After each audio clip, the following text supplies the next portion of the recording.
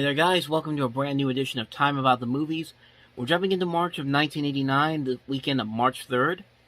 And we've got several new movies to talk about this weekend, so let's not waste any time. Let's jump on into the first movie, Lean On Me, starring Morgan Freeman from John G. Avildsen, the director of Rocky and The Karate Kid. Somebody else wants the job. East Side High was out of control, and then Joe Clark took over. Take out your pencils and write. I want the name. Every hoodlum, drug dealer, and miscreant on my desk by noon today. They called him crazy. You used to call me Crazy Joe? Well, now they can call me Batman. I want you to blame yourself. From the director of Rocky and The Karate Kid. Welcome to the new East Side High. Lean on Me. Yeah, this is another one of those inspirational teacher type of stories. Morgan Freeman stars as Crazy Joe, the teacher, Joe Clark, and you can pretty much see where it's going to go from here. He's going to go to this school that's filled with dangerous people, violence, and guns blazing, all that kind of stuff. And then by the end of the movie, he's going to turn it all around. Again, we've seen this type of stuff done over and over again. We'd have a more successful movie that would do something like this with Dead Poet later on down the line with Dangerous Minds, and like the inspirational teacher trend would continue to be successful with Dead Poet Society later on in the year. Much different movie than this, but I mean, for what this is, it's alright. It's nothing too crazy, it's nothing too spectacular, but it works for what it is. I mean, Morgan Freeman, it's Morgan Freeman doing what Morgan Freeman does best. He usually doesn't sleepwalk through a role as much as usual, as most actors would do, but yeah, overall, it's a decent movie. It's not a great movie all around. It definitely has a lot of those cliches that you see in movies like this. But overall, it's fine for what it is. I'd say there are better movies like this, but for John G. Avildsen, this is not one of his worst movies he's made as a director. So I would say that if you are curious about it, I'd say definitely give it a watch. Inspirational teachers were a trend during this time of the year, but also body-switching comedies, too. In the case of our next movie, which is Dream a Little Dream. What?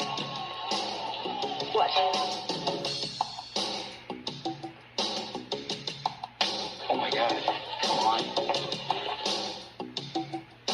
Joel is really crazy about that young lady. You know, he's also a little bit on the edge when it comes to her, you know what I mean?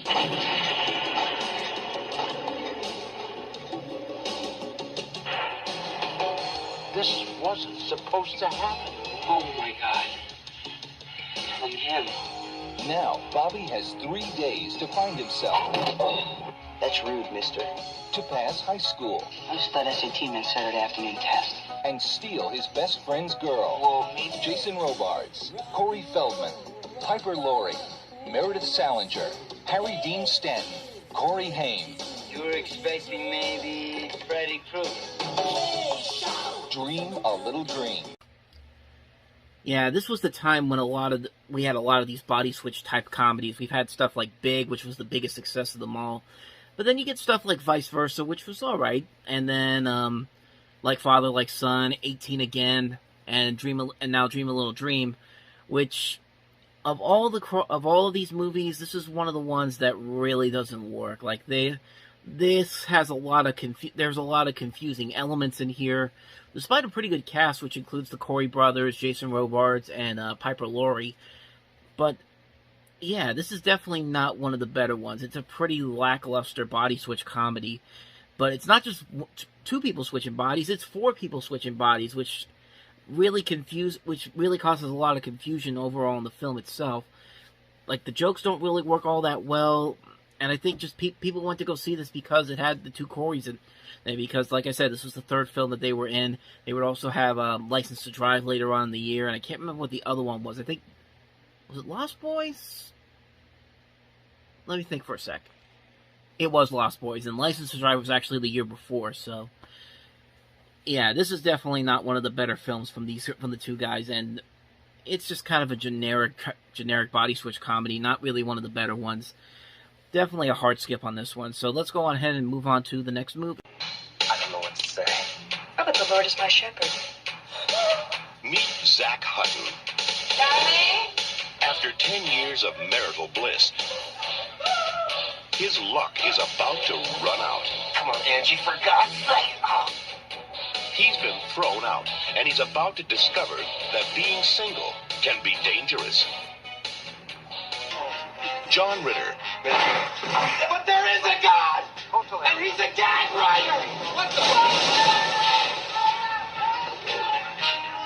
In a Blake Edwards film. God, I wish I didn't hate you so much, Zach. Mom. Mom. Jeez. Is this spaghetti? Mom. Skin Deep. So Skin Deep is a sex comedy about a womanizing alcoholic writer played by John Ritter who just always ends up getting into bad situations, like it's with ex-girlfriends, jealous boyfriends, the law, etc., etc. And it's a weird movie. It's a weird movie because so much is going on, but there really isn't a simple explanation for what the purpose of the movie is. Like, you really don't know what the hook is. I'll give it to John Ritter. He's trying his best with the material given to him. And for Blake Edwards, this is not one of his worst movies as a filmmaker, but it's not really one of his better ones either. I think after the Pink Panther movies died out with Peter Sellers, he really had a hard time coming up with as good comedies as he did when he was at his peak with the Pink Panther in 10. Even though Victor Victoria was a big hit for him in 82, this just felt like another one of those movies that was trying a little too hard to be like the next big sex comedy hit, because these were big hit. A lot of the sex comedies were big at the time in this decade, of course, with Porky's, Revenge of the Nerds, all those Animal House, all those type of movies at the time. And this movie really just couldn't find a proper hook to go with it, I think. Like I said, I thought John Ritter was pretty good in this movie. I think there are times when there are some legitimately funny moments in there, but there aren't really a whole lot there for me to really recommend this movie. I mean, it felt like there was potential here, but there wasn't really a whole lot there to work with. So, overall, a lot of disappointment with this one, but I've seen far worse. So, let's go ahead and move on to the next movie.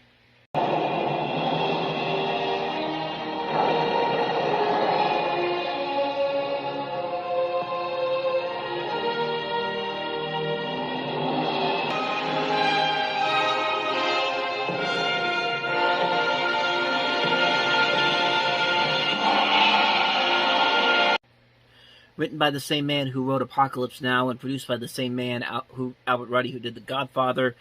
Farewell to the King looks like it's trying to be one of those sweeping epic movies. Like it's trying to be like another Godfather type of movie. Not in terms of like an epic story, because you have Nick Nolte in here in the leading role. Nigel Havers is also in this movie. You have these sweeping shots of an epic war going on. This takes place during World War II. And I haven't seen the movie, but from what I've seen here, it doesn't look too bad. I mean, visually it looks impressive, but the story I haven't heard a whole lot of good things about this movie. I mean, I haven't heard the worst things about it either. I think it's got like it's like a 55% on Rotten Tomatoes. Roger Ebert really liked it. So, can't really say anything about it. It looks like interesting enough. Might give it a chance one day whenever I get a chance to, but like I said, I'm not gonna rush out to see it if I don't really need to. So, that's my quick thoughts on Farewell to the King, even though I've never seen it before. Let's move on to the next movie.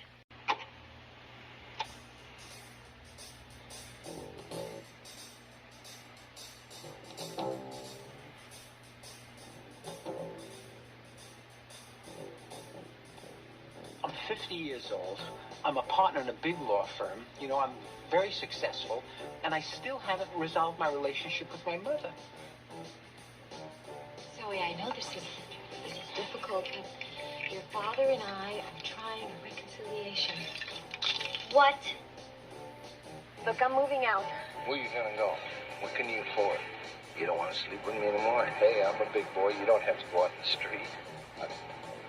We're still employer-employee, right?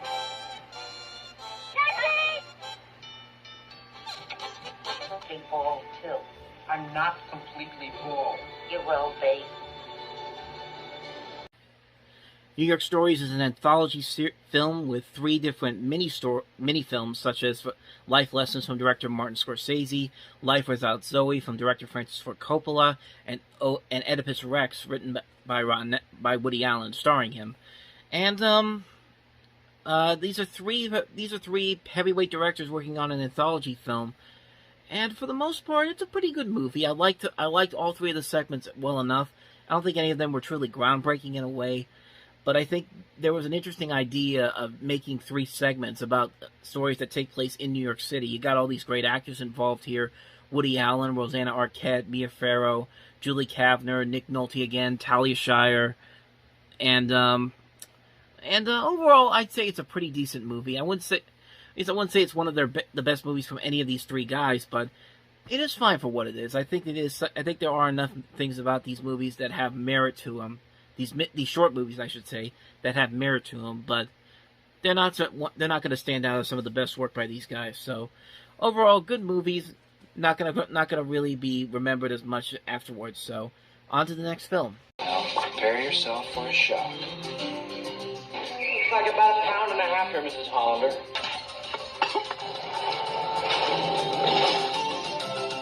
John Lithgow. He's a bigger schmuck than my husband. Probably. I like him. Terry Garr. He's gone, Dave. Oh, it's foolproof. It'll work. And Randy Quaid. We're up against a master. I'm gonna be sick. Out Cold. Honestly, when I heard about Out Cold, I thought, oh, they remade the 2001 movie before the 2001 movie came out, but no, this has nothing to do with the 2001 Out Cold, which we'll get to eventually, which you might be surprised on that one. But this Out Cold, you got some decent talent, and you got really good talent here. John Lithgow, Terry Garr, Randy Quaid, Bruce McGill is in this. I can't really say much about the movie. I've never seen it before. I've seen one good review from it from Pauline Kael, but other than that, it's an interesting. It looks interesting. It looks bizarre. It looks out of the ordinary. Plus, I mean, this is peak time for these actors, so I mean, it could be good. That's really all I got to say about that one. Let's go on to the last film. It's been said there is no mob. Would you describe in detail just what it was you did for Mr. Luke? Whatever he wanted. Nailing. That there is justice in America. It's taken me 3 years to get Vic Luca in front of a grand jury. You gotta help me nail this guy. That a witness and his family can be protected. If somebody makes me unhappy, I send for you. Take good care of that kid, because he's my life insurance. It's all a lie.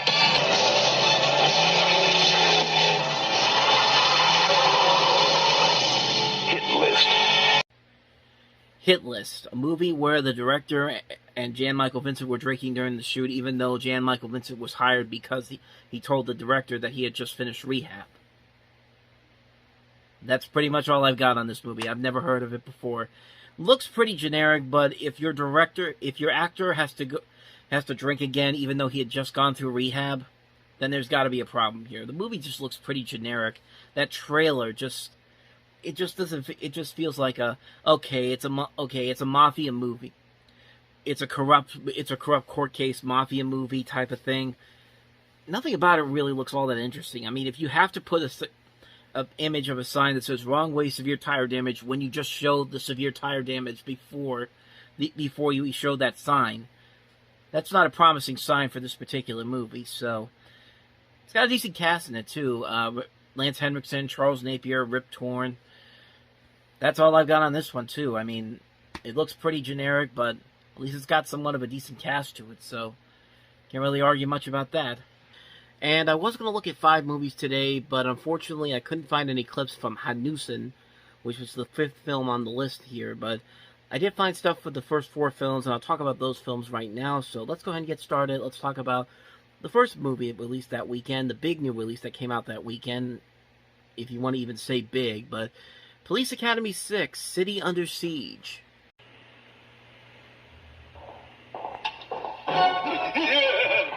An evil crime lord is getting inside information. We've suspected that there was a leak in this precinct. It could be anyone. Making us look like a bunch of fools. Now, Matt. Hightower. Hooks. You can pick it up at the police impound yard. Callahan. Tackleberry. You'll take the bus and like it now, mister! Jones.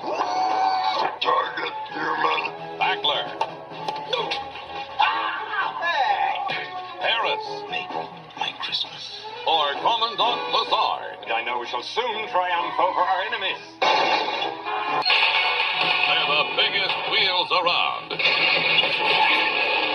That was very exciting, wasn't it? Police Academy 6, City Under Siege. You know, it's interesting. I just started watching the Police Academy movies recently because I'm going to review them on the site. And, yeah, a lot of them are not really all that good. I've had these movies in my collection now for about 7-8 years now. I bought them at an FYE that was closing down near me. But, yeah, none of them it's not a whole lot of them are really all that good. Even the first one is passable, but each one of these movies gets worse and worse with every film that I've seen. And this one was pretty bad, too. I mean, half the cast from the first movie's not in this movie. The jokes don't really work all that well. It really feels like they're just throwing stuff at the wall and seeing whatever works, and nothing is really working. There's just nothing about this movie that's really all that interesting. Like, I really don't understand why they made so many of these movies, because they really are not all that good. So that's my quick thoughts on Police Academy 6. Like I said, I'm going to go deeper into these movies when I put the reviews up for the site, which should be coming up around the summertime. And that'll be on the Reviewing Network website. But, yeah, Police Academy 6, I don't know why they kept making these movies. This was the last one that they made for a while because this one did not do so well at the box office. And we wouldn't get another one of these until about 5 years later. So that's my thoughts on Police Academy 6. Now let's move on to a slightly better movie, Robert Downey Jr. and Sybil Shepherd in Chances Are. Have you ever felt that the place you were about to enter is someplace you've been before? That the person you're about to meet... This is incredible. You two know each other? ...is someone you've met before. Mom, this is my friend Alex Finch. Have we met before? Do you, Louis Jeffries, take Corinne Randolph? Uncle Marsh. Who the hell's Uncle Marsh? I was Louis Jeffries. He's not Daddy. Nobody is. Remember this? All he wants is your money. You're wrong. He wants my body. I need to go upstairs and take a cold shower.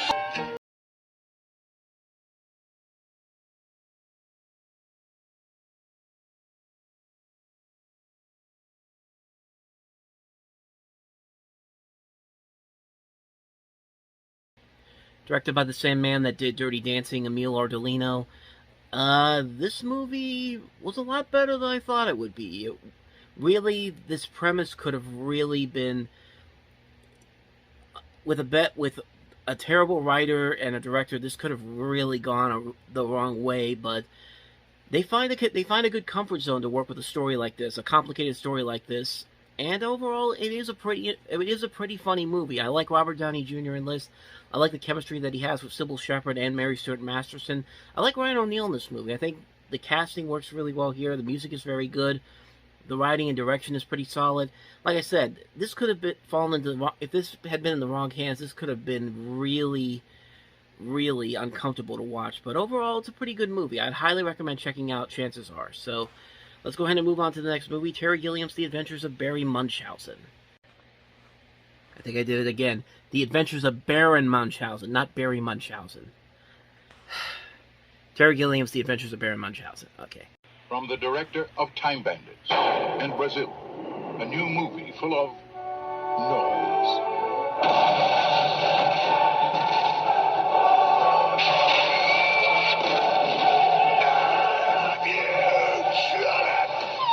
Flying objects. Trust me, madam. Your underwear is in good hands.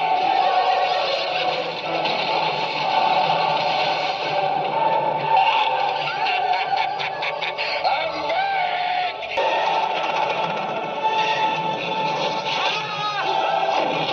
Honor. Have you any famous last words? Not yet. Not yet. Is that famous? Gravity. We've been dropped from the center of the world to come out on the other side. Bull. He Adventures of Baron Munchausen, a true story. We've got the film to prove it. Sadly, this was not a big hit at the box office, but it's Terry Gilliam, man. Between Monty Python and the Holy Grail in '75 and Fear and Loathing in Las Vegas in '98, he was on a roll. Every movie that he made has been pretty good. Jabberwocky, Time Bandits, Brazil, The Fisher King, 12 Monkeys, Fear and Loathing in Las Vegas. I mean, his worst film was The Brothers Grimm, and after the Brothers Grimm, his track record really went downhill. But Adventures of Baron Munchausen, not a lot of people really talk about it, but you know what? It's a ton of fun. It's a really good, funny, over-the-top movie.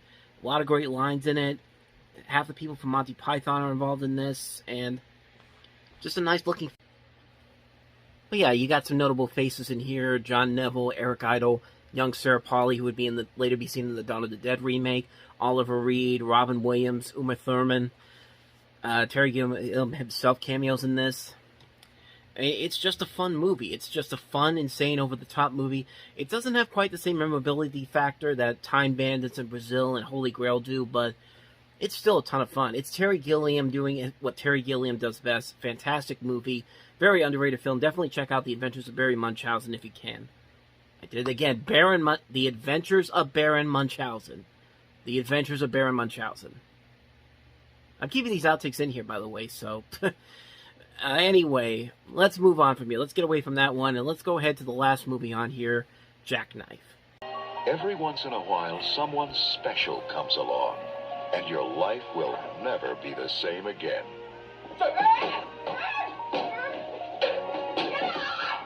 Hey, take it easy. Joseph Meggs. Everybody calls me Meggs.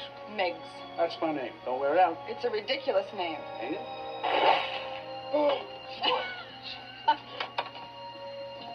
Meggs, what are you doing now? I want you to give this young lady enough pancakes to build a house. And that's on me. A lady don't buy when I'm around. And for you, Sir Galahad. Your friend seems nice. Just a mad seducer. That's me. Robert De Niro, Ed Harris, Kathy Baker in Jackknife. You know, with a cast that includes Robert De Niro, Ed Harris, and Kathy Baker, you would think that this movie would have a little more memorability to it, but honestly, I never even knew about this movie until I looked it up, and I had no idea that De Niro was even in this.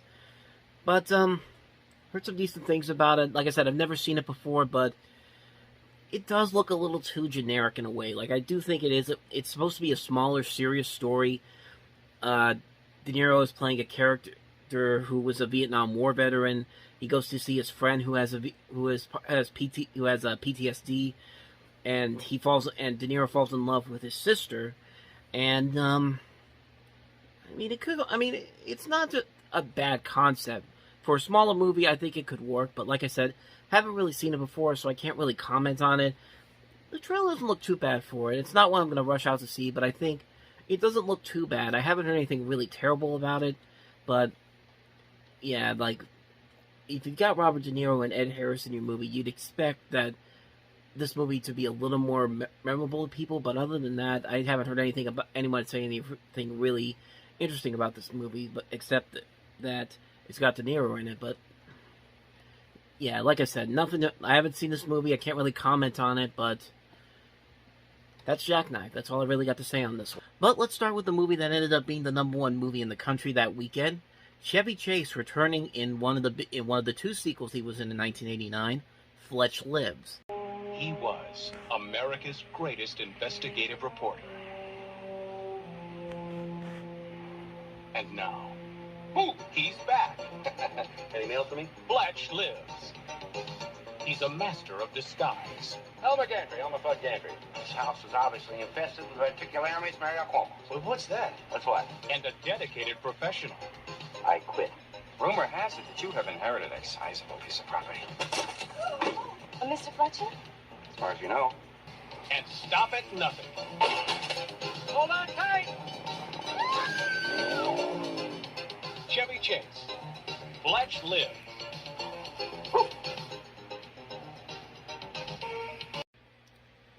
Yeah, needless to say, Fletch Lives doesn't really live up to the same level that the first Fletch movie did. I mean, the first Fletch was a really funny movie, this one definitely has a lot of sequelitis to it. Obviously, the better sequel that Chevy Chase was in, we'll get to a little bit later on in the year, around Christmas time. I don't think I need to say what it is, but that, to me, that's the better movie here. But Fletch Lives isn't terrible. I've seen far worse. I don't think it's one of the worst comedy sequels ever, but it's, like I said, it suffers a lot from sequelitis. It doesn't really have a whole lot there to make it stand out on its own. It's just mostly Chevy Chase doing the same thing he did in the first movie, which can be funny, and there are times in this movie when it is really funny, but it's nowhere near as good as the first movie, unfortunately. It's your typical comedy sequel. It's got some decent moments here and there, but it's definitely less than subpar compared to the original. So, decent film, but nothing too special. It's definitely just go watch the first movie. If you really need to see it, I wouldn't rush out to see this new one. Just see this new one, the second film, I mean. But yeah, just watch the first one again. Speaking of retreads, how about another underwater alien horror ripoff? Here's Leviathan.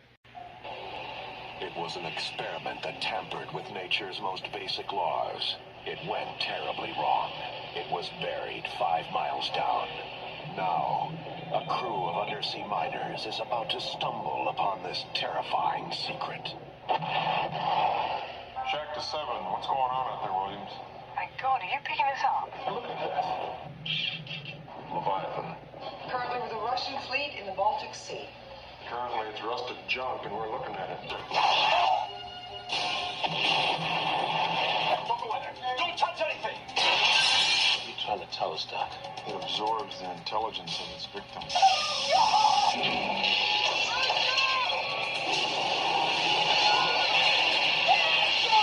Thank goodness you're still alive. When are you coming? I say we protect ourselves.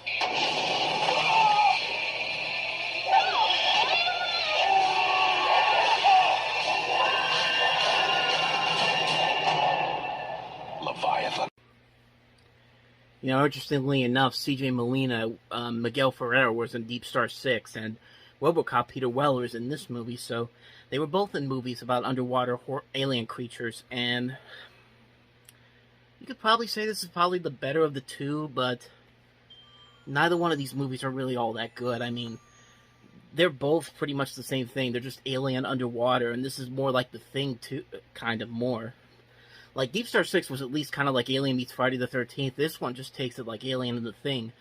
And even has the same person who did the special effects for Alien, Stan Winston, doing the creature effects here. And, I mean, it's just not a good movie. Like, even though they got a good cast in here, Peter Weller, Richard Crenna, Daniel Stern, Ernie Hudson, Lisa Albacher, Hector Elizondo, it just didn't work. It just doesn't work as a movie overall. So, yeah, now we gotta wait for the real good underwater sci-fi movie to come out, which won't come out until the summer. So, let's move on to the next movie.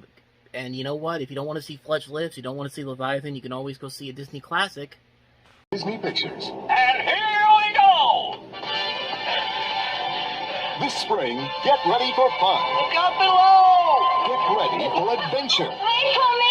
Get ready for action. As one of Disney's all-time favorites returns to theaters, The Rescuers. Meet Bianca and Bernard. It'd be a great team. Two little heroes about to take on the most wicked woman in the world, Madame Medusa. You will never see that titty again. Oh, Bernard, so exciting. It's Walt Disney's classic, The Rescuers. Yes, The Rescuers came back to theaters this weekend in 1989. I don't know if this was timed well or not, because Rescuers Down Under came out the year after this. Part of me thinks that Disney put The Rescuers out this weekend to see how well a sequel could potentially do. Maybe, maybe not. I don't know if it was still in production by the time this re-release came out, but not a bad theory to have on this one. But yeah, The Rescuers, classic movie, fun adventure movie. Bob Newhart, Ava Gabor working off each other really well. The animation's great. The songs are pretty good. The adventure aspect is very fun. It's a good, fun Disney movie. Not one of the better Disney animated classics, but still a classic. But still a great movie all around. I really enjoy it. So, Let's move on to the next movie, and you want to see what the director of West Side Story, the original West Side Story, did for his last theatrical release? From makers of the smash hit La Bamba comes Rooftops. It's a world above the world. Think this is a good rooftop?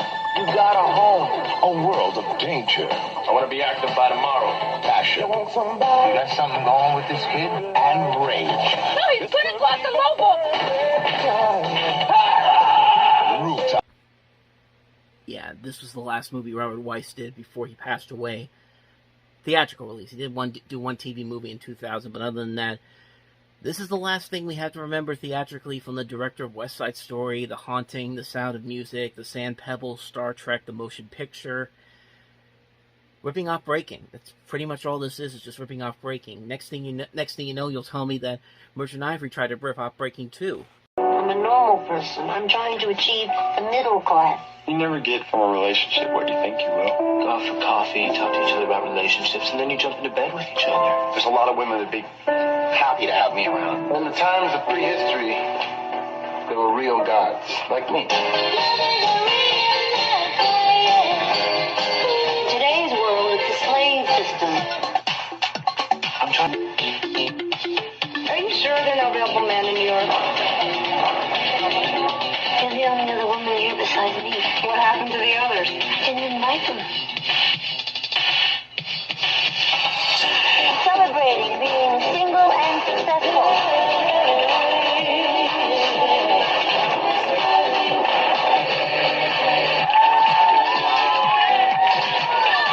What's that noise? My life. Yeah, Merchant Ivory tried to rip off Breaking as well, but yeah, when you think Merchant Ivory, is this what you really think of? Struggling artist in New York City during the mid-1980s? I don't think so. You got Bernadette Peters, you got Chris Sarandon, you got Mary Beth Hurt, you got all these actors in here, and this really does not feel like a movie I'd expect from Israel Merchant and James Ivory. Like, these are the guys who are behind mostly period pieces and all that, and despite the fact that Bernadette Peters, usually, whenever she's in anything, she's usually pretty good, this was not really all that good. It was, yeah, it's pretty bad. So, yeah, you can avoid Slaves in New York. You can avoid Rooftops as well. And, yeah. I wish I had more on these, but I really don't. So, let's get right to it. Let's start off with the first movie. John Frankenheimer's directed this one, starring Don Johnson. It's Dead Bang. Don Johnson is Jerry Beck, LAPD. You're not a safe man to put on the streets, Mr. Beck. He doesn't like trouble. He is trouble. If I get pulled off of this case, you will never feel safe in your world again. It started with a death. Do you believe in God? Yes, I do. But it's going to end with a bang. I'd go through a door with you anytime.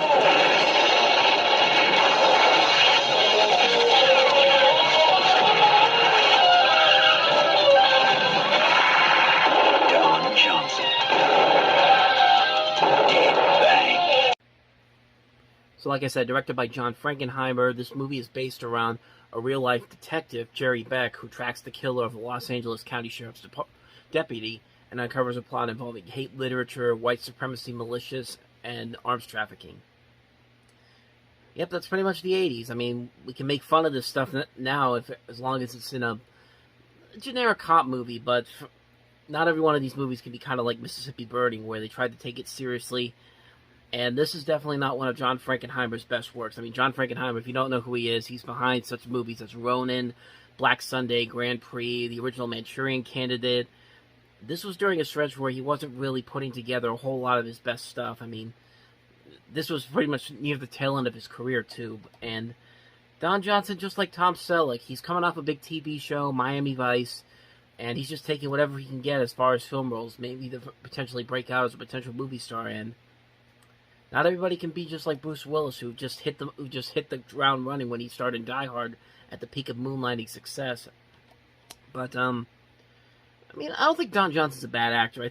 I just don't think he was perfectly cast for this. Like, there's times in this trailer where he really is, he's not really acting. He's trying too hard to really be this tough guy. And even on the poster for this movie, he doesn't even look like that poster does not look threatening for him. Here, let me show you what I'm talking about. I mean, does that look threatening to you? It certainly doesn't do that for me. Yeah, I don't know. This is just one of those movies where I think Don Johnson was just grabbing the first script he can find, see if that turns him into a movie star, and didn't do so well. The movie was not the big hit that he was hoping for, probably, and he spent a couple of years trying to figure out whether or not he'd be worthy of box office potential. So yeah, not a memorable movie to start off with for this weekend. Not a great movie to start off with, but the next movie, probably not any better, but it has some nostalgic factor for me. So here's True Beverly Hills. First life was a symphony of spending. This one. Out. I'll take the rest. I started my new meaningful life today, and I bought a whole new meaningful wardrobe for her with me. Until her husband stopped the music. You never give me an ounce of credit for anything I do. That's because you never do anything. Well, then I guess I'm going to do something right now. Approve! Mom's gonna be our new troop leader. Who are you? Phyllis Neffler, Troop Beverly Hills. Now she's changing her style. Well, girls, are you ready to rough it? From Rodeo Drive I can't let you take the girls out there alone. Why not? Because you get lost in your walk-in closet. to Cookie Drive. Hell! Shelley Long. What an adventure! Isn't nature fabulous, girls? Troop Beverly Hills. Directed by the same man that would do Revenge of the Nerds. Well, he did Revenge of the Nerds, and then he did this movie. You want to see the best thing about this movie? Here, I'll show it to you.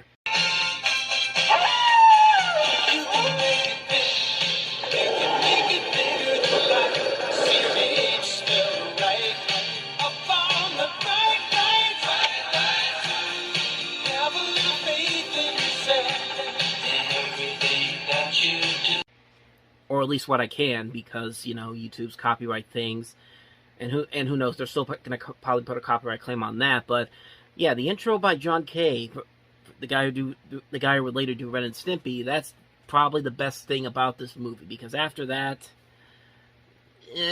not a great movie. Like, I remember watching it on Disney Channel back in the 90s, but other than that, it's not that good of a movie. I mean, Shelley Long was great on Cheers. In terms of her movie career, not so good. Like, there hasn't been, I don't even think I can name one good Shelley Long movie outside of Outrageous Fortune. If I think that's what it's called, Outrageous Fortune. Yeah, Outrageous Fortune, and also The Money Pit. This is right when she was about to leave Cheers, but like, she did find her way into some decent comedies, like the Brady Bunch movies, Dr. T and the Women, and Modern Family. She was pretty good on Modern Family, but there was a stretch where a lot of people thought Shelley Long was going to have this great career as a movie star, and not everything was clicking, and this is just one of those movies that wasn't really clicking all that well. Remember watching it a lot on Disney Channel, but like I said, the animated intro is probably the only great thing about this movie, at least to me, at least. So, we're not off to a good start this week, is for the movies this weekend, but maybe Robert Englund can turn it around. Freddy Krueger, directing... Did he direct this movie? I'm not too sure. But anyway, Robert Englund's 976 Evil. From the mind of Robert Englund, alias Freddy Krueger, comes his first directorial movie. What's up, Jeff? A movie reliving a nightmare. Let him go! The powers of darkness have returned. Returned to capture their souls. Don't worry about others. You'll damage your pride. They'll soon regret it. The souls of the innocent. Someday soon, you're gonna be down here and I'm gonna spit on you. A real man has the nerves to take what he deserves. Some say it's a warning from God. A warning about what?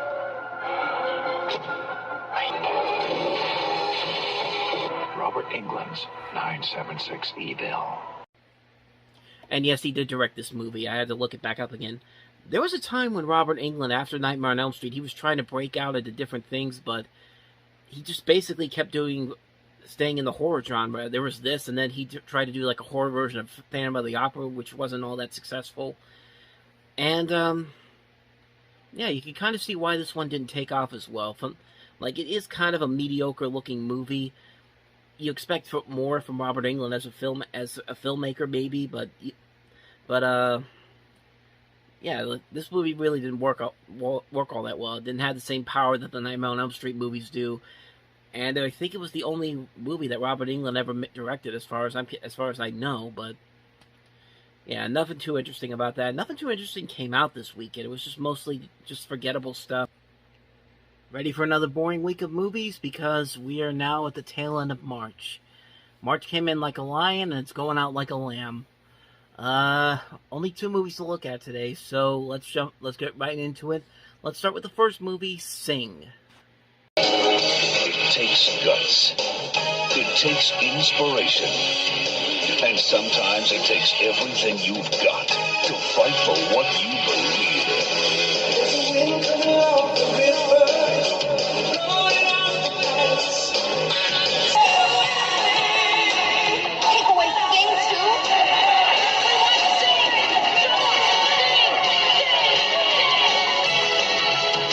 I remember nothing about high school except you.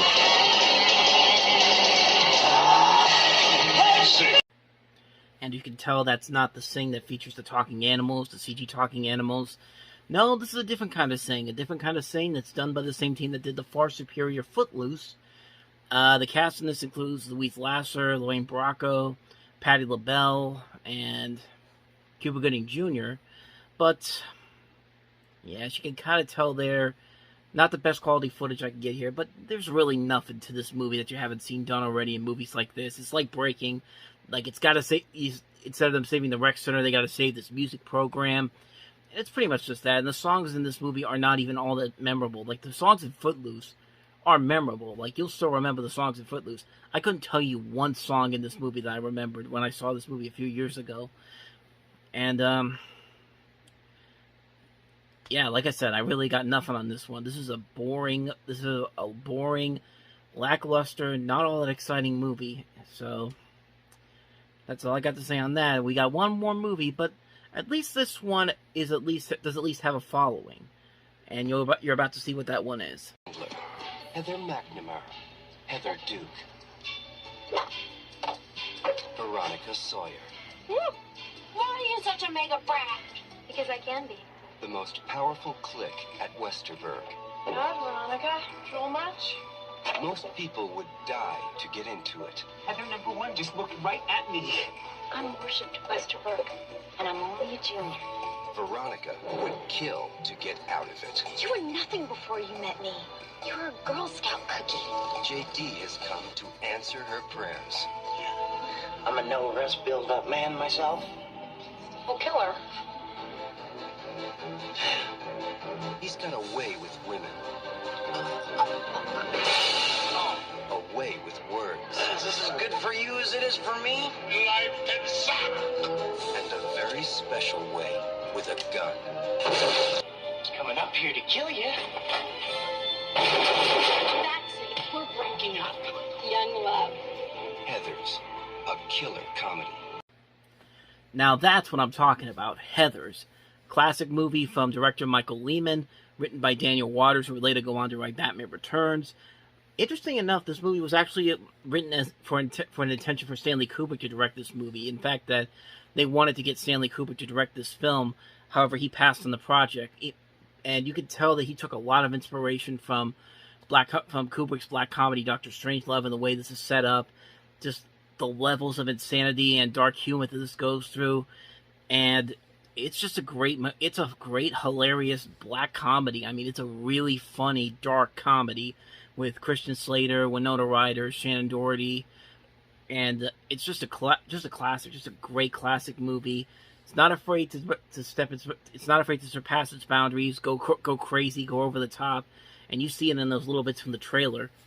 And what more do I got to say about it? Heathers is a classic movie. Classic movie made for a terrible TV show a few years ago by Paramount Network. Seriously, avoid that with all cost. I hear the musical isn't too bad, though, but yeah, Heathers, cult classic, great movie all around, great cast, great dark comedy, great visual look to the film. Classic movie all around. Definitely go ahead and check that out if you haven't seen it already. And, yeah, that's Heathers for you.